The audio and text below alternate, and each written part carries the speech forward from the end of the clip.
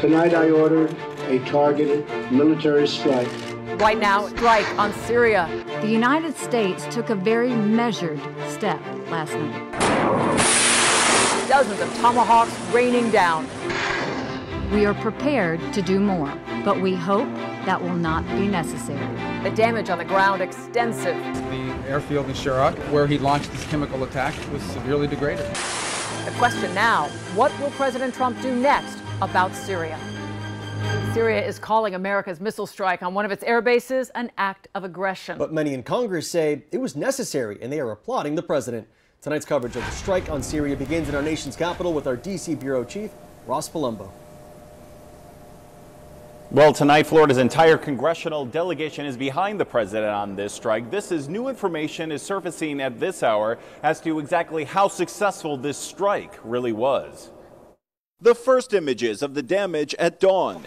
The first close-up courtesy of Syria itself. And now tonight, the comparison seen by satellite. The before on the left, the bombed out after on the right. All of this after 59 Tomahawks took their toll, launched here from 2 American destroyers in the Mediterranean.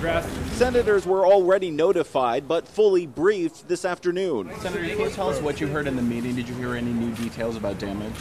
The airfield in Iraq, which is where Assad where he launched this chemical attack, was severely degraded. And I think certainly in the short to midterm, degrades his ability to conduct future attacks. Future attacks is where the focus is now, several saying the president needs approval to strike again and needed it last night. Do you believe he needed congressional approval? Absolutely. The Syrian government today saying what America carried out was an irresponsible act that only reflects short-sightedness, a narrow perspective, and political and military blindness towards reality. The United States took a very measured step last night.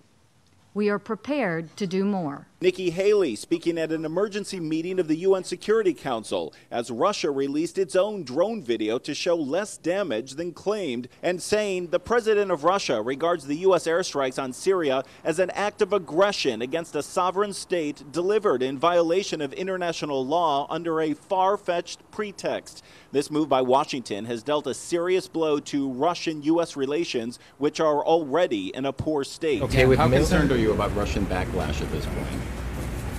How concerned am I about Russian? I think they should be more concerned about us than we are about them. Tonight I ordered a targeted military strike. After his initial address, the White House today releasing this picture of the president during the attack last night, but adding far fewer than 1,000 words today. The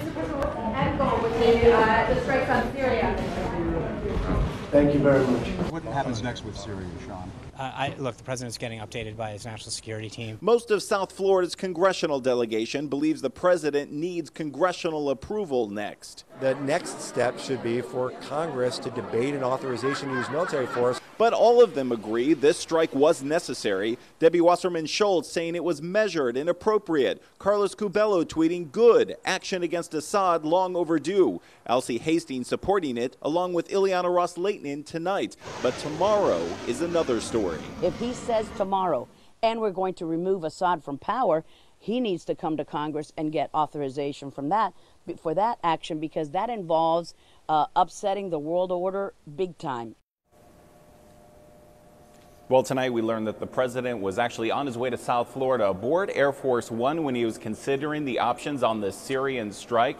And Victor Laurie, we also learned today that he made the final decision to go ahead with the strike at Mar-a-Lago at 4 p.m. yesterday.